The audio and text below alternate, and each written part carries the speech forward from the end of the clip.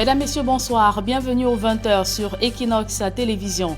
À la une de cette édition, maltraitance d'un enfant à ciel ouvert à Douala, séquestré au domicile de son tuteur au quartier Mboko dans le 3e arrondissement de la ville de Douala. Le jeune homme de 10 ans subissait tortures et sévices corporels jusqu'à sa libération par des regards curieux.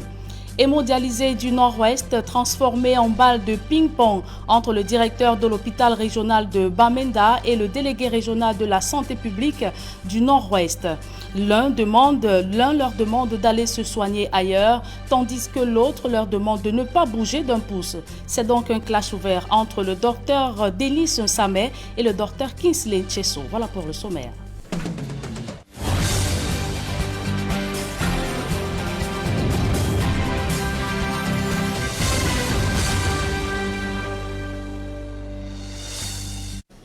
Une fois de plus, bonsoir mesdames et messieurs et merci de nous recevoir chez vous. Je vous le disais en titre, un petit garçon de 10 ans maltraité et torturé dans un domicile à Douala. La désobéissance de cet enfant serait à l'origine des sévices corporels qu'il a reçus, affirme son tuteur résidant au quartier Mboko. C'est dans le 3e arrondissement de la ville de Douala. On voit tout cela dans cette enquête que signent Daniel Warren 2 et Donald Brice Kamgan. Une vidéo de près de 3 minutes, filmée par un voisin. On y voit un homme tenu des jambes, un enfant dont la tête et le corps sont suspendus dans un fût. La victime pousse des cris de détresse, mais en vain.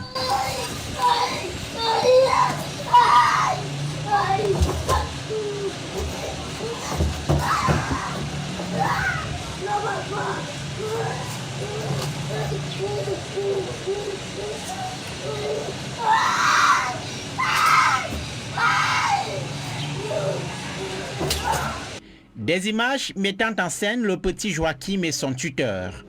C'est ici dans cette maison au lieu d'Imboko Saint-Tropez que ces actes de torture se produisent. Les faits ont soulevé une levée de boucliers dans le quartier depuis le 22 décembre dernier, date à laquelle un voisin a immortalisé cette scène de torture. Cet homme qui souhaite rester anonyme habite non loin. Il nous révèle la gravité des tortures subies par l'enfant. La vidéo qui circule aujourd'hui, c'est une vidéo qui n'a rien à voir. C'est une vidéo qui est très minable, je vais dire comme ça. Parce que ce que nous voyons souvent, il enchaîne l'enfant. Il met l'enfant dans un tonneau. Et il le fait souffrir dans sa chair. Il le prive de nourriture. À l'enfant. C'est l'instinct de suivi qui fait en sorte que l'enfant parfois escalade pour demander à manger aux voisins. Joachim n'a que 7 ans. Il fréquente cette école, l'école maternelle et primaire Valérine et Honorine. Si son directeur n'affirme pas de façon péremptoire que les sévices y sont pour quelque chose, il révèle que les performances scolaires du jeune garçon, inscrit au cours préparatoire ici, ont chuté drastiquement. Ah oui, il y a une baisse, il faut le dire. Il y a une baisse au niveau de ses performances. Il faut même dire que la dernière évaluation qui permettait aux enfants d'aller en congé, il a été évalué. Il a eu une évaluation décalée, c'est-à-dire qu'il n'a pas été évalué le même jour que les autres. Oui, parce qu'il était absent le jour de l'évaluation. Sieur Gabriel Com est l'auteur présumé de ces actes de violence sur l'enfant de 7 ans. Joint au téléphone, le mis en cause avance les sorties nocturnes répétées de Joachim. Mais le vœu des riverains est de voir les autorités agir au plus vite afin de préserver la vie de l'enfant. Il attache l'enfant avec une corde.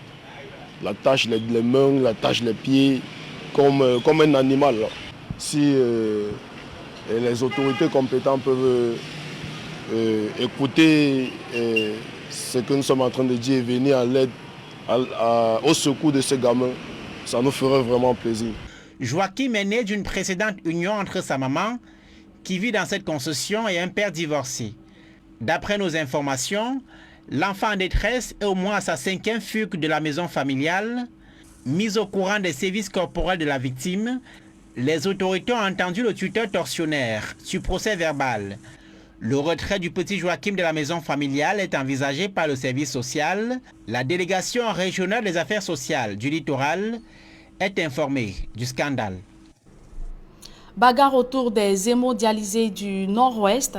Le directeur de l'hôpital régional de Bamenda et le délégué régional de la santé publique à couteau tiré sur la gestion des malades. Faute d'équipement dans son hôpital, le docteur Denis Samet a demandé aux malades d'aller se soigner ailleurs. Mais le délégué régional Kingsley Tchesso l'a pris à contre-pied, demandant aux patients de ne pas bouger. On voit tout cela dans ce reportage d'Eric Fopoussi.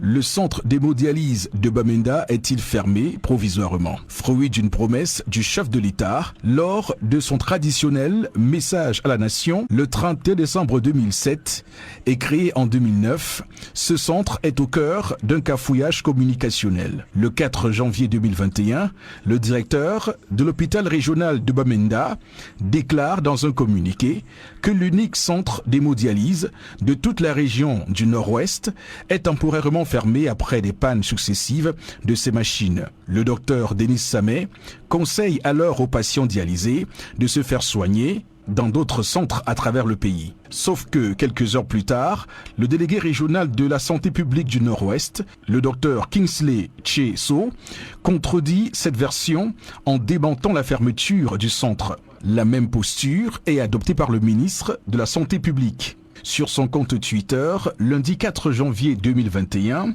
le docteur Manaouda Malachi affirme que le centre d'hémodialyse de Bamenda n'est pas du tout fermé et qu'il recevra d'ailleurs 8 générateurs neufs dès mercredi 5 janvier au matin. Les essais se feront aussitôt pour un meilleur service. Des déclarations contradictoires que ne manque de relever l'honorable Jean-Michel Nithieu. Dans une sortie dans la presse et sur sa page Facebook, le député SDF déclare « Afin que nul n'en ignore, la dotation annuelle du centre d'hémodialyse de Bamenda contenue dans le budget du ministère de la Santé oscille entre 200 et 300 millions de francs CFA par an depuis une dizaine d'années. Il en est de même dans tous les centres d'hémodialyse logés dans d'autres chefs-lieux de région. Que fait-on avec cet argent pour qu'on en arrive à la fermeture de ce centre d'hémodialyse pour dysfonctionnement des machines d'hémodialyse? Si le directeur de cet hôpital a rendu public ce communiqué, c'est parce qu'il en avait certainement ras-le-bol, conclut ainsi l'honorable Nithieu. Abandonné à lui-même et confronté à de multiples problèmes au fil des années, le centre d'hémodialyse de Bamenda n'a jamais disposé de ses propres techniciens de maintenance en presque 12 ans d'existence. La moindre panne des quelques maigres machines de ce centre d'hémodialyse doit obligatoirement être signalée au ministère pour qu'un technicien soit envoyé de Yaoundé, Bertoua ou de toute autre région du Cameroun pour réparation, témoigne un patient à Bamenda. En mai 2019, le centre avait seulement 6 machines fonctionnelles pour sauver plus de 65 patients, bien en deçà du ratio standard de 4 patients par machine. La situation oblige les patients à réduire leurs séances, c'est-à-dire 2 fois par semaine au lieu de 4. L'on apprend que la seule machine jusqu'ici valide a été utilisée la dernière fois, le 2 janvier 2021, avant de tomber elle aussi en panne. Sur place à Bamenda, les malades souffrant d'insuffisance rénale chronique prévoient de faire grève si la situation ne s'améliore pas. Et le sous-préfet de l'arrondissement de Bamenda 3e va en guerre contre les ghost towns décrétés par les séparatistes. L'autorité administrative a fait apposer des scellés sur les commerces qui ont respecté le mot d'ordre de ville morte en cours dans les 2 régions anglophones. Malgré tout, les populations redoutent des représailles des sécessionnistes. D'autres précisions dans ce reportage de Dalastiana, Xavier Foka. Le lundi 4 janvier 2021 était à l'image de plusieurs autres dans le 3e arrondissement de Bamenda. Les rues sont désertes, les lieux de commerce sont fermés. Il s'agit là du ghost town, imposé par les séparatistes depuis au moins 3 ans. Une situation qui exaspère l'autorité administrative locale. Le sous-préfet, Bassele King Georges Magloire, est personnellement allé dans les lieux de commerce mener la campagne contre l'opération ghost town. Il a lui-même ordonné d'apposer des scellés sur des magasins restés fermés.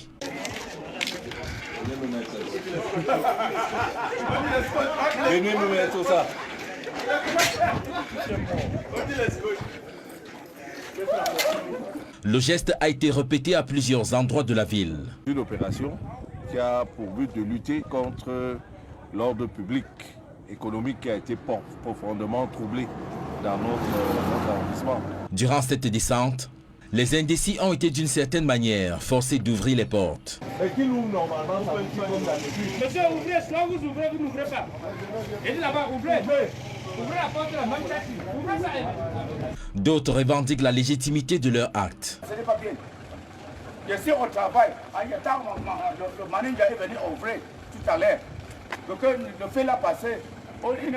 Le sous-préfet Bassili Georges Magloire indique que les opérateurs économiques de son unité de commandement ont été tous informés de la dite opération. C'est une opération qui vient à la suite de plusieurs réunions de sensibilisation.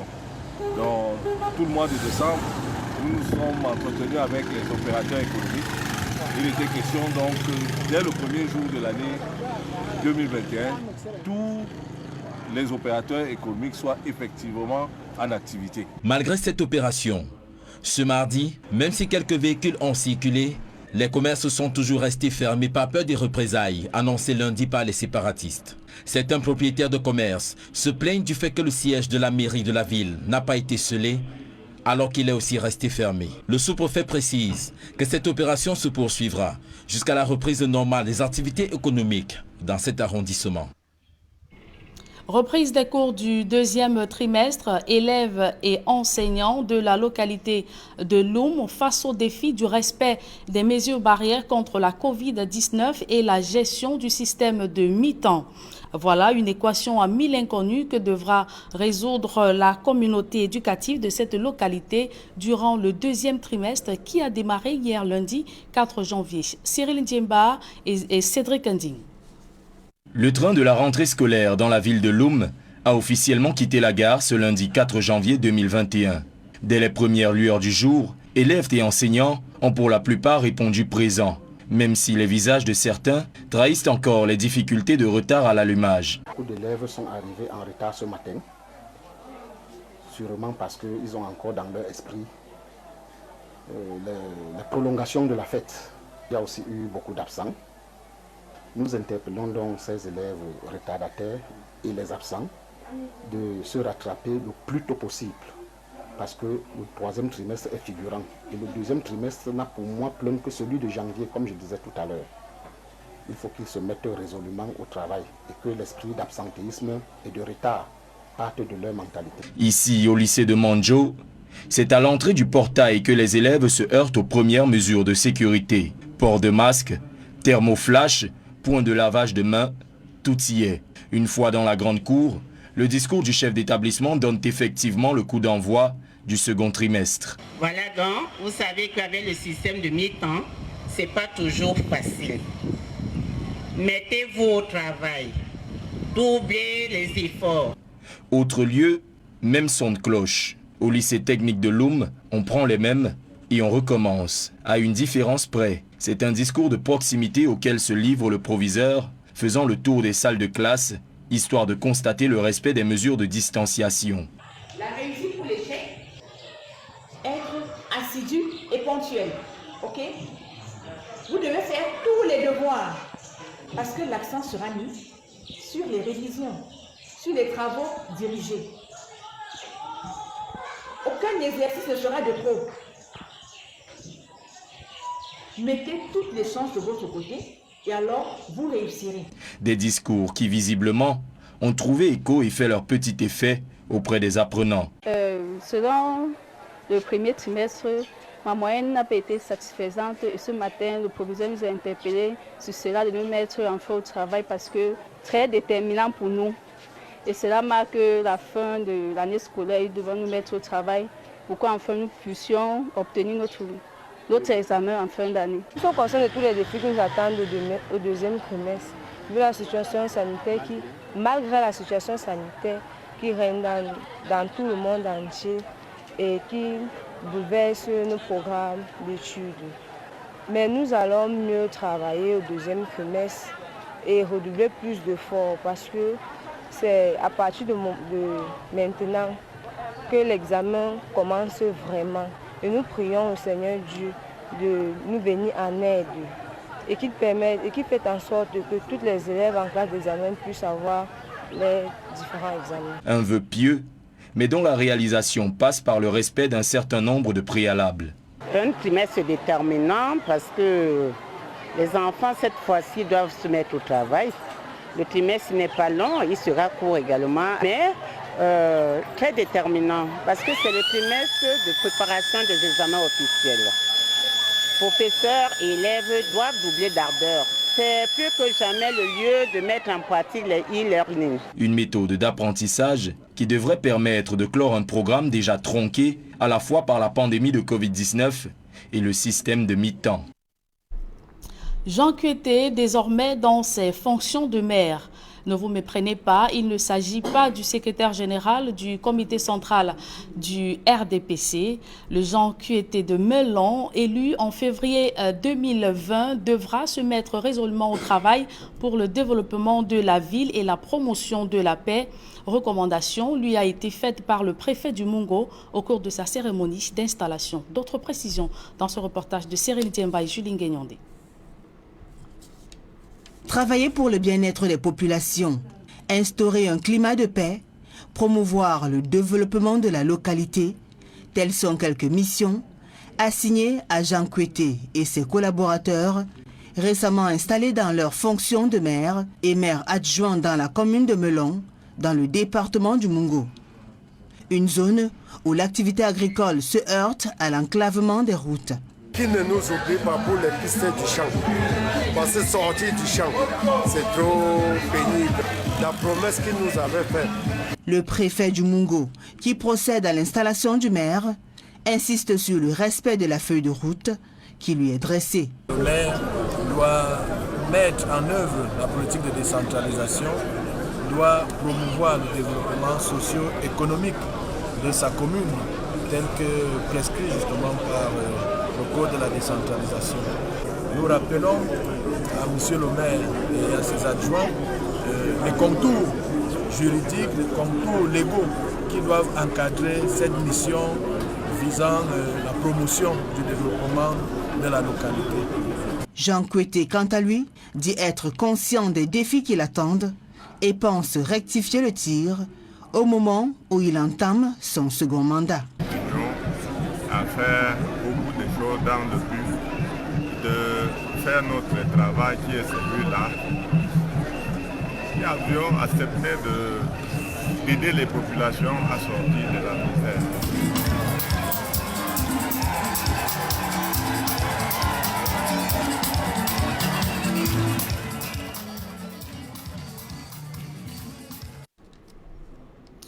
Liberté de la presse au Cameroun, le pays de Paul Biya perd 3 places au classement de l'ONG Reporters sans frontières. L'arrestation et détention arbitraire des journalistes durant l'année 2020 ont fait dégringoler le Cameroun de la 131e place au 134e rang mondial. Le Conseil national de la communication juge exagéré ce classement. Nous y reviendrons dans nos prochaines éditions. À présent, à l'étranger, présidentielle du 14 janvier en Ouganda, le coronavirus plombe la campagne électorale. Plusieurs meetings du principal candidat de l'opposition ont été annulés. Bobi Wine appelle ses partisans à la mobilisation. Cependant, en République centrafricaine, le président sortant Faustin Archange Touadéra et ses militants ou partisans jubilent la victoire à la présidentielle du 27 décembre dernier. La mouture internationale est signée Gladys Sidi. 53,92% des voix pour le président Faustin Archange Touadéra à la dernière élection présidentielle en République centrafricaine. Selon les résultats provisoires globaux donnés par l'autorité nationale des élections, il dévance Anissé Georges Dologuélé qui totalise 21,01% des suffrages et Martin Ziguélé en 3e position à 7,46%. Ces résultats doivent encore être validés par la Cour constitutionnelle au plus tard le 19 janvier. L'opposition annonce d'ores et déjà qu'elle contestera les résultats. Elle dénonce entre autres des fraudes massives, un manque de transparence et le fait que de nombreux Centrafricains n'ont pas pu se rendre aux urnes. Les résultats proclamés lundi ne portent en effet que sur la moitié des bureaux de vote du pays. Le taux de participation est de 76,31%. Un pourcentage uniquement calculé sur la base des 910 000 électeurs inscrits, soit la moitié environ des 1,8 million d'électeurs inscrits sur les listes électorales. Au Niger, le pays observe 3 jours de deuil national après les attaques perpétrées près de la frontière malienne samedi dernier. Au moins 100 civils ont été tués. Il a été décidé un deuil national de 3 jours, mais aussi de renforcer la sécurité dans la zone et d'apporter un appui aux populations. Selon une annonce faite par le ministre de l'Intérieur du Niger, il annonce également qu'un forum va être organisé dans la région pour prévenir les risques de conflits intercommunautaires. Il n'y a pas eu de revendication concernant les attaques de samedi dernier, mais les autorités mettent tout en œuvre afin de traquer les auteurs de ces tueries. Et puis en Ouganda, la campagne présidentielle en vue de l'élection du 14 janvier se poursuit. L'un des candidats, Bobi Wine, promet de lutter contre les irrégularités. Empêché par les forces de police ougandaises de rassembler ses partisans, il promet de se lever contre toutes les illégalités et les irrégularités qui se produiraient dans l'élection présidentielle du 14 janvier. À l'approche du scrutin, l'opposant numéro 1 du président Yoweri Museveni a été détenu à plusieurs reprises par les forces de police qui affirment que ces meetings de campagne étaient des actes susceptibles de propager une maladie infectieuse et des infractions aux règles sur le Covid-19. Il appelle ses partisans à se mobiliser dans les rues, mais surtout dans les urnes. Détenu à plusieurs reprises, la dernière arrestation de Bobi Wine en mi-novembre avait déclenché de violents affrontements, faisant au moins 54 morts. À l'approche des élections, la situation est tendue à Kampala. Parlons sport à présent. CHAN 2021. Quelle équipe après du Cameroun pour remporter la compétition? Les poulains de Martin Tungo Pilé de contre-performance en contre-performance. Ils ont été battus hier en amical par le Niger à 9 jours du match d'ouverture contre le Zimbabwe. Sylvestre Zangao.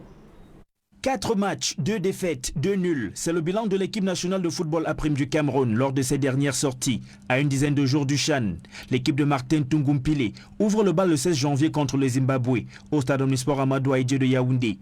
Pour le technicien de football Henri Manga, cette sélection a encore beaucoup de choses à corriger pour atteindre les objectifs qui lui sont fixés. Un axe central très poreux, une concentration de balles approximative après la médiane, parce que cette équipe du Cameroun a ce véritable problème, conserver le ballon dans la phase d'approche, même si de temps en temps elle joue bien sur le plan latéral, mais lorsqu'il faut engager des actions de rupture, lorsqu'il faut forcer la défense centrale adverse, il n'y a vraiment pas un attaquant qui a du cran. Le Cameroun qui dispute le tournoi Mini-CHAN organisé par la Fédération camerounaise de football a fait jeu égal contre l'Ouganda, 1 but partout, et a été battu par le Niger, 2-1. Une défaite qui suscite des inquiétudes, affirme Henri Manga. Ces Lions a pris inquiète sérieusement. Le ministre des Sports et de l'Éducation physique est parti du stade avec un visage complètement fermé. Ça augure franchement beaucoup d'inquiétude avant le début de ce CHAN sur le plan sportif. Une dizaine de jours donc pour rectifier le tir. Selon les prescriptions du ministre des Sports et de l'Éducation physique, les Lions A' doivent se qualifier pour la finale du CHAN et tout mettre en œuvre pour la remporter. Mesdames, Messieurs, c'est avec ce reportage que nous mettons un terme à cette édition du journal. Merci de l'avoir suivi. Retrouvez Serge Alain autour pour la deuxième partie d'Equinox Soir. Serge Alain. Voilà, Julien-Berthe Bissaïd, présidentielle en République centrafricaine. La présidentielle a eu lieu, vous le savez, le 27 décembre dernier. Et le président sortant, le professeur Faustin Archange Touadéra, réélu dès le premier tour.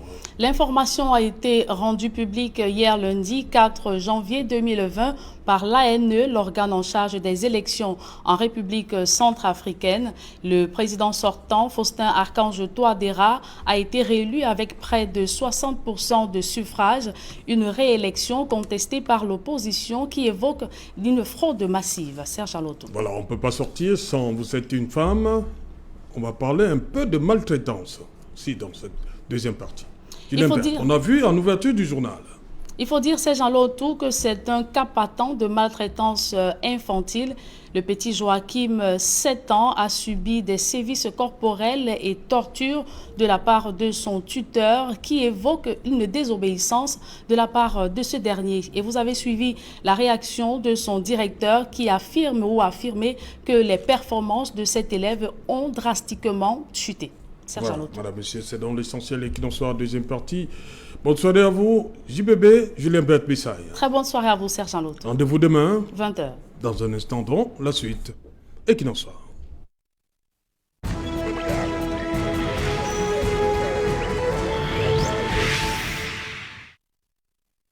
Retour sur le plateau et qui n'en soit, deuxième partie, c'est la partie réservée au débrief du journal, toujours en campagne. On va également partir une fois de plus aux États-Unis. René Itamuna Bondima, ici en plateau, Maître Augustin Gueffak, DJ Yimkwa, René Stéphane Ngoué et bien évidemment le docteur Luison Essomba. Docteur Luison Essomba, le président sortant, il faut le dire, professeur Faustin Archange, Touadéra réélu dès le premier tour. Une surprise? Pas du tout, parce que nous avons suivi cette actualité avec beaucoup d'intérêt. Nous avons vu à quel point le président lui-même s'est investi dans cette campagne, parce qu'il avait en face de lui des baroudeurs, des gens qui avaient certainement eu à mettre 16 candidats, dont 2 fils d'anciens présidents. 2 fils d'anciens présidents. Jean-Serge Bokassa et Désiré Nzanga Kolimba. Bien entendu, vous convenez donc avec moi que lorsque je veux... Donc ça dérange pas que les enfants des présidents reviennent... Non, pas du tout. Ça ne dérange pas. Dans une république, ça ne dérange pas. Oui. S'ils sont démocratiquement élus, c'est une bonne chose. Oui. Et moi, je pense que... Ça ne dérange pas qu'un fils de président soit président, soit candidat à la présidentielle? Écoutez, ça peut friser, ça peut donner l'idée d'une monarchie républicaine. Mais si ça commence à venir. Oui, mais s'il est choisi démocratiquement, à mon sens, ça ne pose pas de problème. Vous imaginez ça quelque part? Ah, bien entendu, si c'est un choix qui vient directement du peuple, pour moi, c'est la démocratie qui a primé sur la voie la voie des armes et la voie des voies non démocratiquement posées ou non conventionnellement consacrées. Donc, vous convenez, en fait, si le choix est démocratique, il faut qu'on comprenne bien la logique. Si le choix est démocratique, que c'est un choix voulu par l'ensemble du peuple, même si c'est un fils d'ancien président ou du président en place, à mon sens, ça ne gêne pas parce que là, c'est la démocratie qui a eu raison sur la monarchie républicaine. Vous voyez ça dans un pays d'Afrique centrale? Au Cameroun? Ah, plusieurs pays, pas forcément au Cameroun, sinon on regarde. Non, moi je ne veux pas suivre. Voilà, justement. René Stéphane Goué, pour vous, professeur Faustin Archange Touadéra, dès le premier tour. Oui. Et on sait quand même que quelques jours avant, on a entendu les rebelles à quelques kilomètres de Bangui, question de, comme on dit là-bas, saper un peu le processus. Oui, mais comme l'a dit le docteur, c'est une situation observée, d'autant plus que nous partageons la frontière, nous partageons l'histoire et nous partageons beaucoup de transactions économiques et sociales. Donc, il est de bon ton que nous observons de très près ce qui se passe dans ce pays, d'autant plus que des indiscrétions se disaient que cette élection ne se tiendrait pas parce que pas cautionnée par la puissance de tutelle, mais le président sortant a dû montrer qu'avec l'appui de l'armée angolaise, de l'armée russe, un autre ordre peut être établi en Afrique centrale. C'est surtout ça que moi j'ai... Pardon? Rwandaise, voilà. Donc, c'est tout ça que moi, je tiens à dire, mais c'est un nouveau front que nous devons regarder avec beaucoup de sérieux, d'autant plus que ça crée une insécurité dans cette zone qui va forcément réjaillir sur notre pays. Mais quant au challenger de président, ce n'est pas le fils des anciens présidents qui étaient ses principaux challengers. Non, du tout. Il y a un vieux de la vieille Anissé Georges qui a... Voilà, je pense qu'il a... C'est sa 3e ou sa 4e tentative. Et je pense que c'est le numéro 2 d'après les résultats. C'était un candidat assez sérieux et à prendre au sérieux. Mais donc, je pense que Anissé Georges Dologuélé a eu à faire un bon choix de ne pas prendre des armes, mais plutôt de concourir par la voie des urnes, ce que nous espérons. Mais, comme l'a dit le docteur, s'il advenait qu'un fils de président prenne le pouvoir par-dessus, pourquoi pas? Il est un citoyen à part entière comme tous les autres Centrafricains. Voilà, on va couper la poire en deux d'abord. On va d'abord aller rencontrer René Itamuna Bondima. René, une fois de plus, bonsoir. Faustin, le professeur Faustin Archange Touadéra réélu dès le premier tour. Mais là, on entend déjà, on parle de fraude massive. On dit également de ce côté-là que beaucoup de Centrafricains ne sont pas allés exercer leurs droits. Vous savez, il y a cette menace qui s'est installée en Centrafrique quelques jours avant le 27, jour du double scrutin présidentiel et législatif. Quel est votre commentaire sur la réélection, on va le dire comme ça, dès le premier tour du président Touadéra? Merci encore Serge Alain Auto et rebonsoir à vos téléspectateurs et aux co-panélistes. Alors, la République centrafricaine est un pays frère, un frère du Cameroun, et c'est un pays qui a toute sa place dans le concert de l'Afrique centrale. Donc, au sortir d'une élection comme celle-ci, on doit déjà se féliciter qu'il y ait eu une élection dans la paix et la sérénité, qu'il n'y ait pas eu de tirs d'armes à feu. Et voilà, donc ça c'est la première chose. Et on est content que les Centrafricains, dans leur majorité, aient pu voter et que le résultat soit aujourd'hui prononcé. Si les Centrafricains ne sont pas heureux de leur résultat, ils connaissent les recours qu'ils doivent prendre.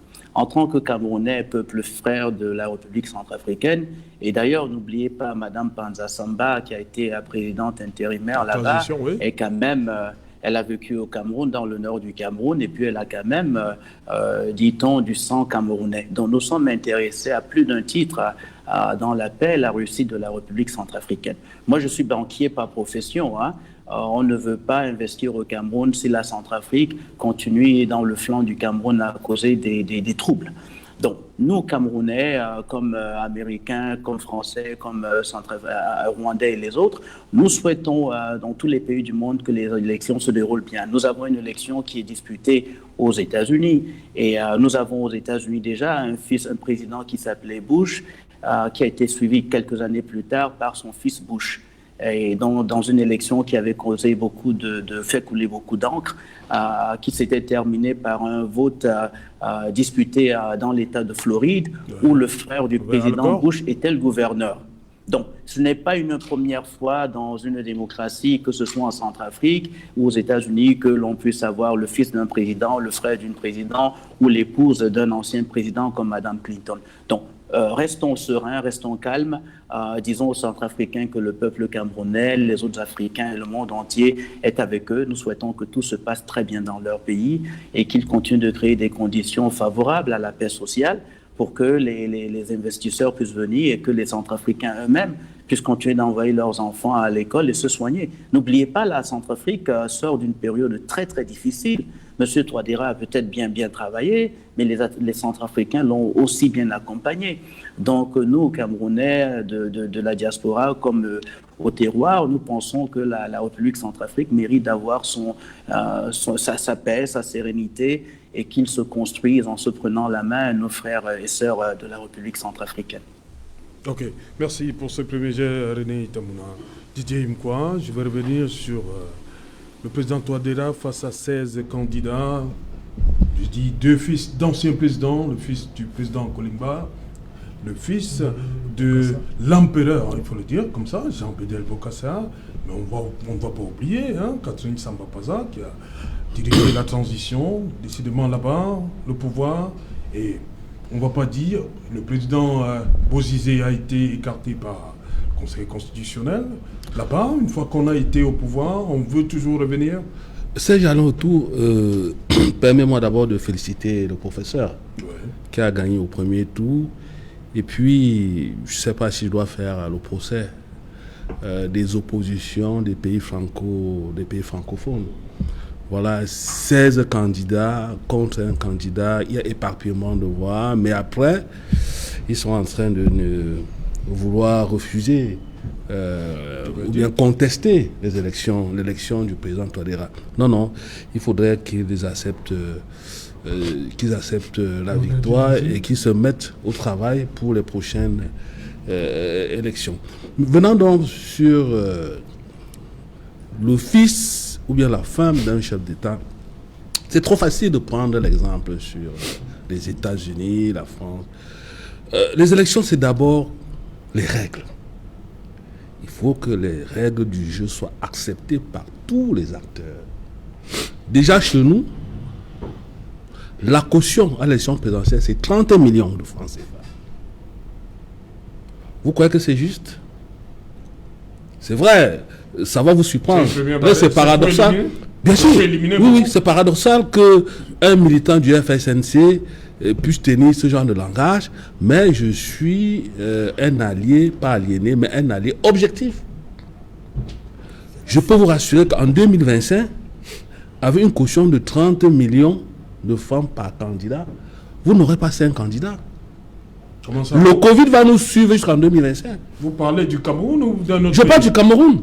Donc, vous dites qu'en 2025, c'est 30 millions, il n'y aura pas 5 candidats? Mais c'est beaucoup. Les Camerounais vous regardent. Mais oui, je vous dis. 30 millions, c'est impossible petit, pour les Camerounais. Mais c'est beaucoup. Et vous pensez que 5, on n'aura pas 5 candidats? Mais si peut-être on verra. Vous parlez si vous laissez, bien sûr, je parle du Cameroun. Ah bon? Il faut déjà déposer 30 millions. Il faut maintenant faire la campagne. Vous savez ce que Zinzou nous avait dit? Que pour être candidat à l'élection présidentielle, il faut déployer au moins 2 milliards de francs CFA. Notre démocratie est une démocratie censitaire. C'est une démocratie de l'argent. C'est une sélection par C'est une sélection par de l'argent qui exclut tous ceux qui ont des idées, tous ceux qui représentent quelque chose mais qui n'ont pas d'argent. Regardez notre Assemblée nationale. C'est plein des milliardaires, je ne sais pas, des hauts cadres de l'administration. C'est la règle de Pareto qui est respectée là-bas, 20%, 10%, 80%. Vous avez déjà vu un infirmier là-bas, un benskiner là-bas? Il ne peut pas. C'est facile peut-être de payer 1 million, 2 millions de francs de caution, mais il faut se déployer sur le terrain. Vous comprenez? Il faut se déployer sur le terrain. Et vous savez comment fonctionnent les électeurs au Cameroun? Pour organiser un simple meeting, s'il n'y a pas de l'argent de taxi ou de t-shirt, vous n'aurez personne. Seulement? C'est pour ça que je parle de... Oui, bien sûr, vous n'aurez personne. C'est le minimum. C'est le minimum. Vous n'aurez personne. C'est ce que j'ai fait, je sais de quoi je parle. C'est la démocratie de l'argent. Il faut beaucoup de travail. Beaucoup de travail. Encore que les partis politiques au Cameroun, qui sont des minorités agissantes. Il y a une ONG, je crois, Baza Yaoundé, qui a pu démontrer que les partis politiques au Cameroun représentent à peine 13% de la population élective. Tout à fait. Donc vous avez la minorité agissante en face, la majorité silencieuse. Et c'est là-bas où il faut aller puiser les électeurs pour avoir une masse critique qui peut vous permettre de gagner une élection. Et là, ce n'est pas facile. Il faut avoir les moyens matériels, ressources humaines, financières. Monsieur, ce n'est pas donné. Donc, s'il faut aller aux élections présidentielles, c'est vrai que quelqu'un m'avait dit que bon, si la caution, c'est pour éliminer des gens que je ne voudrais pas citer ici, peut-être des faux bourdons, mais je dis, tout le monde est libre d'être candidat à une élection. Mais lorsque vous relevez la caution, vous éliminez les plus pauvres. Et ce n'est plus équitable. Okay. Maître Kefak, président Touadéra, un nouveau départ pour la Centrafrique? Je crois que ce n'est pas un nouveau départ, c'est une suite logique au regard de ces... Les Centrafricains ont cru en lui? Moi, qu'il a fait depuis qu'il est arrivé? Je parle de moi, au regard des images que j'ai vues venant de la Centrafrique, du travail qu'il a abattu. J'ai échangé avec plus d'une personne là-bas. Un bonsoir particulier à un des candidats que j'ai côtoyé, Serge Diori. Je ne sais pas quel est le rang qu'il a finalement occupé. Je crois qu'il est panafricaniste. Je suis convaincu qu'il n'est pas du côté de ceux qui voulaient prendre les armes. Et je pense que l'Afrique doit sortir des guerres, doit sortir des coups d'État, doit sortir de la violence. Je pense et je crois fermement que ceux qui sont aux affaires doivent cesser de penser à eux, uniquement à eux, de penser aussi à la population qui les regarde, cette majorité silencieuse qui à un moment donné peut se retourner et faire mouche.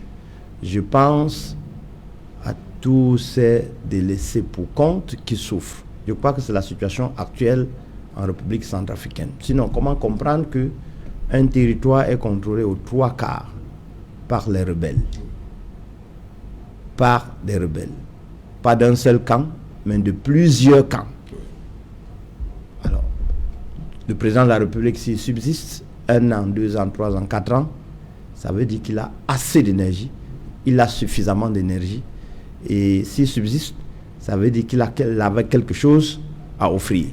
Alors, si on estime qu'on doit esquiver les urnes et passer plutôt par les armes, ce qui veut dire qu'on est convaincu que c'est un plan qu'il faut saboter, c'est une construction qu'il faut détruire.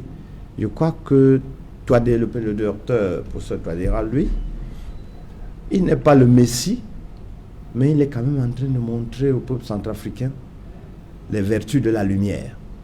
Et je crois qu'il devrait faire bloc, pas autour de lui, mais chacun à son niveau devrait comprendre que ce pays a besoin d'un peu de calme.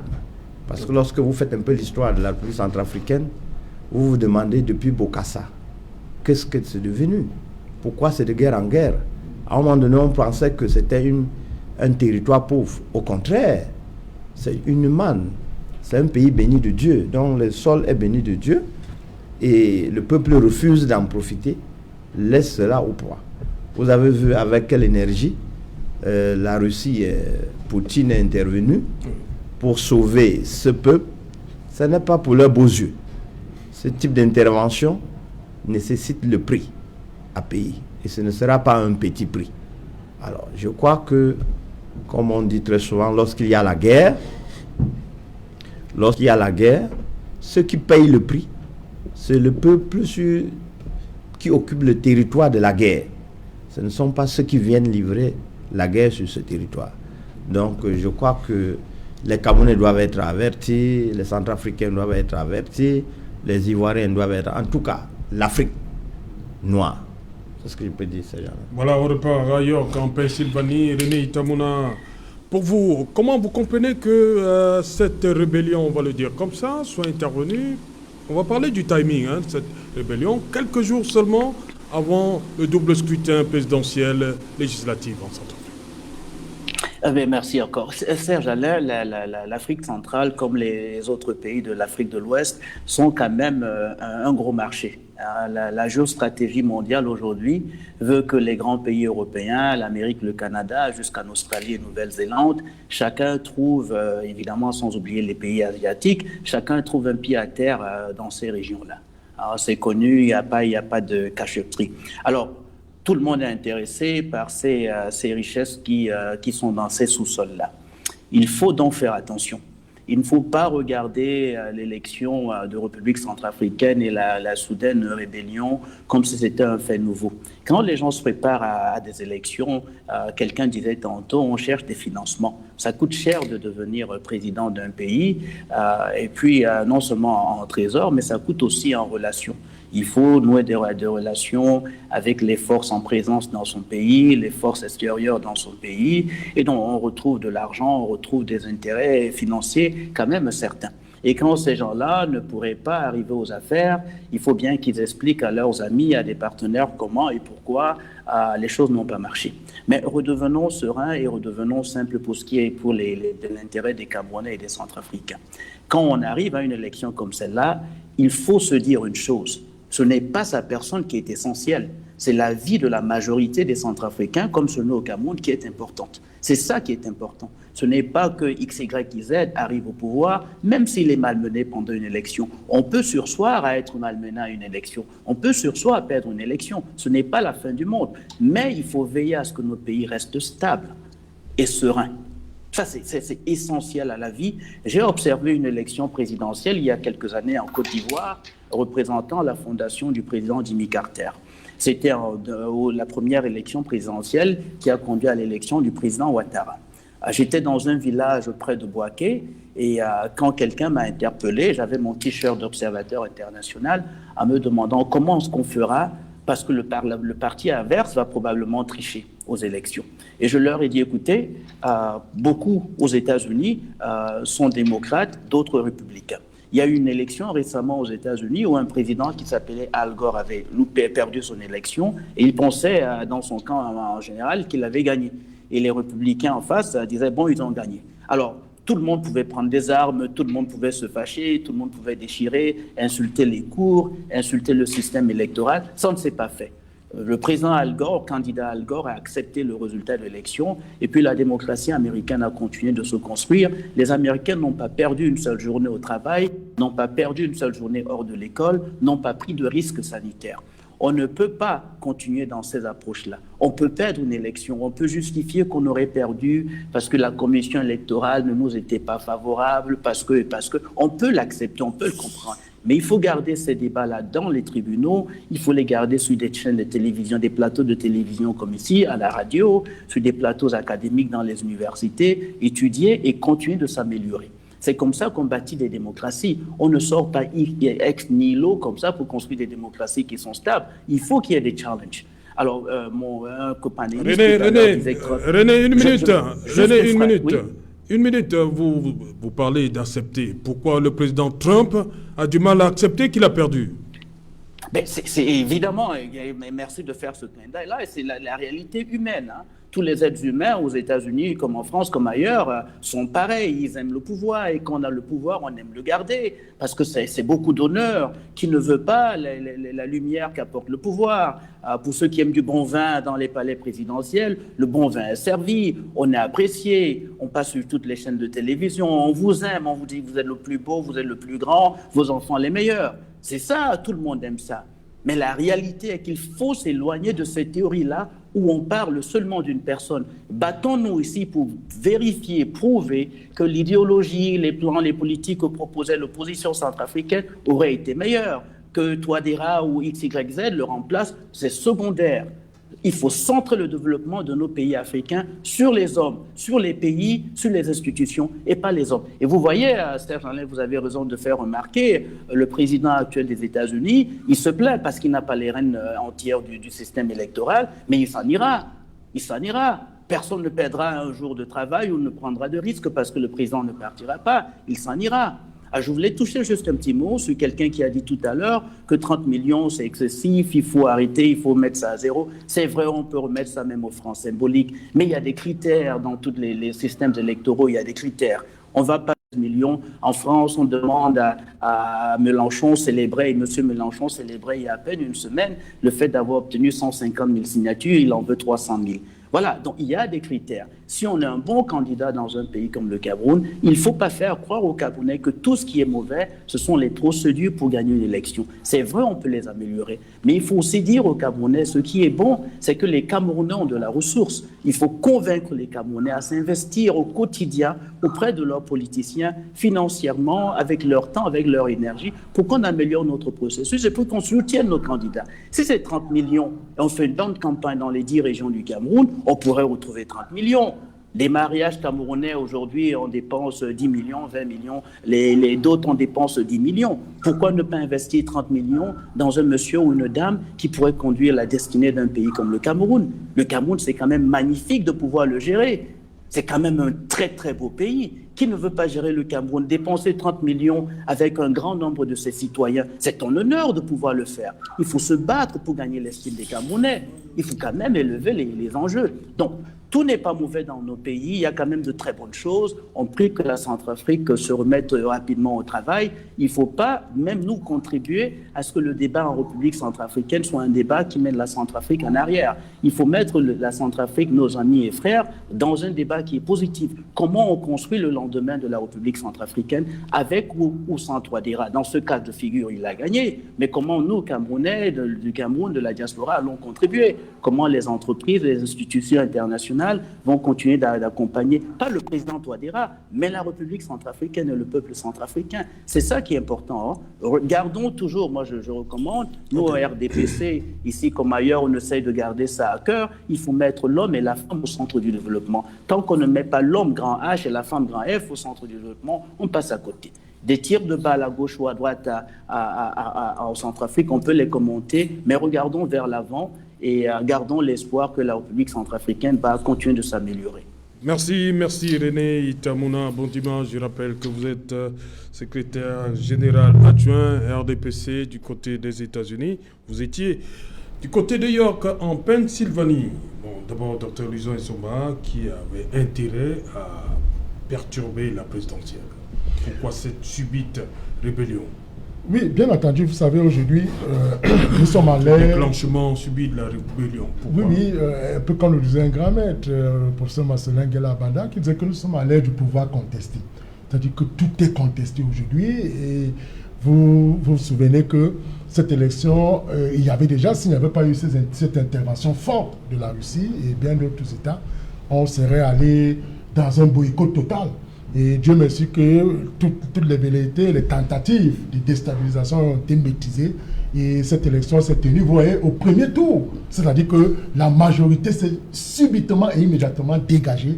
Et le professeur l'a emporté, comme je le disais tout à l'heure, devant des challengers de grosses légumes qui ont justement proposé quelque chose d'alternatif. Mais ce que Touadéra, le professeur, avait mis en place, m'a semblé être une opportunité pour justement gagner cette élection. Voilà, Stéphane Goué, je reviens sur, je ne sais pas si c'est partout, on dit que la majorité, il y a beaucoup de Centrafricains qui ne sont pas allés voter du fait de cette rébellion qui s'est déclenchée quelques jours seulement avant la présidentielle et le double scrutin présidentiel et législatif. Oui, c'est possible. Est-ce que ça met en la légitimité de l'élection du président Touadéra? Du tout. Est-ce qu'elle est remise en question? Non, du tout. Surtout si on suit l'histoire de ce pays depuis près de 50 ans. Vous l'avez dit, depuis Bokassa, il n'y a plus jamais eu de stabilité en Centrafrique. Et il n'y a eu jamais aucune élection où l'ensemble du pays s'est mobilisé pour des élections. Donc il faut absolument... Les évêques centrafricains disent que 70% du territoire est contrôlé par les groupes armés. 90% peuvent être contrôlés par des forces armées, des forces de rebelles, etc. etc. Si 10% pensent à construire le pays, il vaut mieux que nous restons sur ce 10%-là et que ce 10%, qu'on observe leur action. Si c'est d'essayer, après avoir été élus ou après avoir instauré la démocratie des élections, s'ils vont essayer de stabiliser le pays, de prôner la réconciliation et de faire de manière progressive des pas vers ceux qui sont mécontents. Parce que comme le disait René, le tout n'est pas de contester des élections. Tout le monde conteste les élections. C'est pour ça qu'à l'UPC nous disons souvent, il faut sauver le Cameroun malgré le RDPC et malgré Paul Biya. Parce que ça ne sert à rien de brûler le Cameroun, de bloquer le processus démocratique du Cameroun, au prétexte que ceux qui sont là ne sont pas des nôtres. Donc c'est important, il a cité le cas El Gore, Trump dernièrement avec Hillary Clinton, on parlait d'un bug informatique par l'Union soviétique qui aurait favorisé l'élection de Trump. Aujourd'hui, Trump parle d'une autre. Donc il y a forcément des contestations, même dans des vieilles démocraties. Mais là où moi je voulais revenir, où je ne suis pas d'accord avec lui, c'est la sélection par l'argent. Il a parlé de la dot, de ceci, cela. À partir du moment où on a 30 millions et qu'on veut les investir pour son pays, on ne vous empêche pas. Ce que nous sommes en train de décrier, c'est que le Camerounais moyen aujourd'hui a combien pour pouvoir investir 30 millions? C'est-à-dire que l'argent ne doit donc pas être un blocage pour ceux qui peuvent valablement gérer ce pays ou proposer quelque chose. On ne dit pas, si maître à 100 millions à investir aux élections au Cameroun, on ne lui dira pas non. Mais si M. Ngoué n'a pas 30 millions, est-ce que c'est pour cela que je devais être disqualifié pour prétendre gérer mon pays? Donc voilà toute la problématique au niveau de l'argent et des élections en Afrique. Donc, moi je pense que pour clôturer un peu avec le cas centrafricain, l'histoire de la République centrafricaine nous interpelle. Pas seulement parce que nous partageons la frontière, nous partageons des familles, nous partageons l'économie, mais parce que de la même manière, nous disons que 90% n'ont pas participé. Il y a une tranche de Camerounais qui n'ont pas participé aux dernières élections présidentielles parce qu'il y avait des troubles dans nos zones. Donc, il faut qu'on se dise que je ne suis pas chrétien, mais c'est les chrétiens qui disent là où 2 ou 3 prient pour le Seigneur, Dieu est avec eux. Donc il faut que les gens se disent que l'absence des uns ne fait pas forcément que le pays cesse de fonctionner ou cesse de donner de l'espoir à ses concitoyens. Il faut absolument qu'on se mette en ordre de bataille en se disant il faut, quel que soit ce qu'il y a, il faut que nos pays continuent d'exister. Qu'il y ait des patriotes qui pensent à développer nos économies et que d'une certaine manière, demain soit meilleur. Oui, moi je voudrais revenir sur les élections. J'ai parlé de la démocratie censitaire. Le représentant du RDPC qui vit aux États-Unis, peut-être il oublie, peut-être à dessein, que celui qui est en train de partir a été voté, je crois, par 20% de suffrages valablement exprimés. 20% d'électeurs. Et le boycott a été étudié scientifiquement par des hommes de science, si tu me permets la tautologie. Monsieur Serge Alain Autou, si vous prenez 10 personnes en âge de voter, vous aurez au trop 5 qui iront mettre leur bulletin de vote dans l'urne. Les raisons sont multiples. Ça peut être le rejet systématique du système. Permettez que je lise les stats en Centrafrique. Inscrits 910 784, votants 695 019, bulletins blancs 52 170, taux de participation 76,31%, suffrage valablement exprimé 642 956. Que fait-on de ceux qui ne sont pas Le suffrage valablement exprimé, c'est sur le nombre d'inscrits. Oui. Vous croyez que la population de Centrafrique est moins d'1 million d'habitants? C'est ce que je suis en train d'expliquer. Oui. Donc je disais tantôt, avant que vous me coupiez, que si vous prenez 10 personnes en âge de voter, vous aurez au trop 5 qui iront, le jour du scrutin, mettre le bulletin dans l'urne. Ce boycott a fait l'objet de beaucoup d'études scientifiques. Ça peut être soit le rejet du système, je ne vais pas. Ça peut être le discours des politiciens qui vous disent carrément que non, le jeu est pipé, quel que soit ce qu'on fait, on ne peut pas gagner. Ça peut être la pauvreté. La peur de l'insécurité. Ça peut être, comme il dit, René nous dit. Donc vous aurez au trop 3 qui iront voter. Donc c'est ça le véritable. C'est partout. Ce que nous demandons, comme je l'ai dit ici, les règles du jeu doivent être acceptées par tous les acteurs. Et maintenant, en aval, il faut travailler. Parce qu'une élection, c'est un marché. Les électeurs, c'est un marché. Il faut travailler les électeurs. Il faut beaucoup travailler. Il ne faut pas attendre un messie, ou même pas avoir le complexe messianique. Il faut beaucoup travailler, M. Serge Alain Autou, pour que votre offre politique soit acceptée. Et l'offre politique aujourd'hui, malheureusement, est noyée dans la politique d'affection. Le vote est tribal. Le vote est contaminé par des penchants ethno-régionaux, il faut le dire. Il faut beaucoup travailler pour une élection. Donc c'est pour cela que quelqu'un vous dira que c'est bien beau de bavarder, mais 80% par exemple au Cameroun, on va vous balancer comme ça, ou 70%. Des populations en marge de voter sont constituées beaucoup plus des passagers clandestins. Des gens qui veulent le changement, mais qui ne sont pas prêts à participer aux opérations du changement. Comment donc ramener ces gens-là à agir pour le changement? Voilà où se trouve le rapidement, Maître Nguefa, ouais. Moi, je suis toujours dans 30 secondes. Oui, justement. Ça fait, en 2020, vous avez beaucoup de 30 secondes. Ça fait beaucoup. Hein. Bon, Serge Alain, je vais commencer d'abord par utiliser une formule politique, comme le docteur a dit que je suis très politique ce soir. Ouais. une politique, une formule politique enseignée par le président de la République du Cameroun. Tant que Yaoundé respire, le Cameroun vit. Si nous transférons cela en République centrafricaine, vous pouvez juste substituer Yaoundé et le Cameroun est trouvé.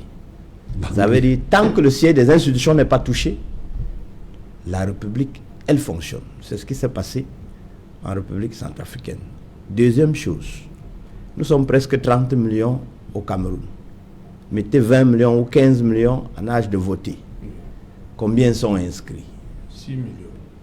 Combien votent très souvent? À peine 4 millions. La démocratie, c'est ça. L'abstention, c'est un droit. Vous avez le droit de vous abstenir. L'émotion, la colère ne justifieront rien.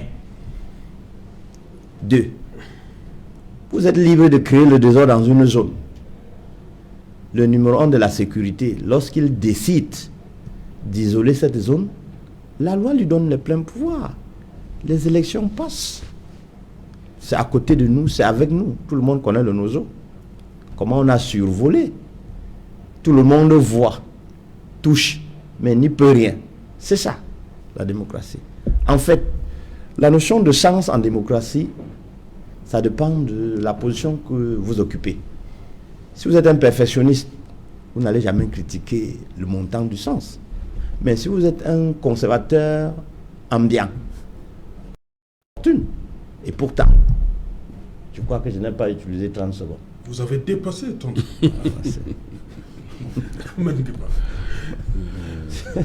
Et pourtant, chuté rapidement. J'ai chuté. Ah, ok, juste merci. Pour répondre. Voilà, donc, une citation pour sortir, Dr Lusa Issomba. Qu'est-ce qu'il dit, Gorbatchev? Je me réserve pour cette première édition, j'attends la prochaine. Ah, ok, merci à vous. Merci, Dr Lusa Issomba. Merci, Maître Ngefak. Merci, Didier Imkwa. Merci, Serge. Merci, René Stéphane Goué. Merci, Serge. Union des populations du Cameroun. Un bonsoir particulier au maire de Mélon, Pétéjean. Oui, qu'on a vu dans le journal de Junelbert Bissay. On dit également merci à René Itamouna Bondima depuis la Pennsylvanie. Madame, Monsieur, nous sommes arrivés au terme de cette édition. Bonsoir, Ngele Menduka.